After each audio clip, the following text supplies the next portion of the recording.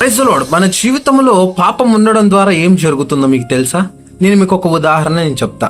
ఇప్పుడు ఈ పెన్ ఉంది. ఈ పెన్ పని ఏంటి? రాయడం.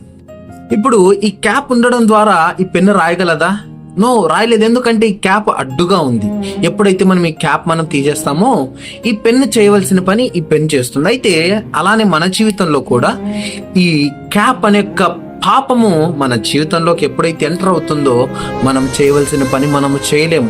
ప్రార్థన చేయాలనుకుంటాం, ప్రార్థన చేయలేము. ఎక్కువగా దేవునితో గడపాలనుకుంటాం, కానీ గడపలేము.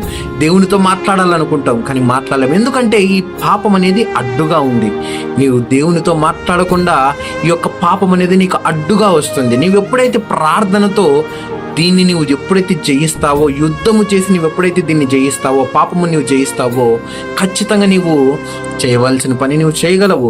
ప్రార్థన చేయాలనుకున్నా ఖచ్చితంగా నువ్వు చేస్తావు. దేవునితో మాట్లాడాలనుకుంటా డైరెక్ట్గా నీవు దేవునితో మాట్లాడతావు. వాక్యంలో నీవు గడపాలనుకుంటున్నా ఖచ్చితంగా నీవు వాక్యంలో గడపగలవు. ఎందుకంటే ఈ పాపం అనేది నీకు అడ్డుగా లేదు.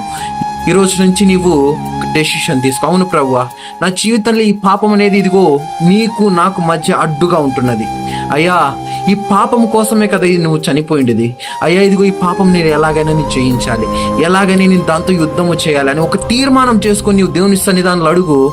ఖచ్చితంగా దేవునికి గొప్ప కార్యం నువ్వు చూస్తావు. ఆ పాపము నుండి దేవుడు నిన్ను విడిపించగలడు. ఆమేన్.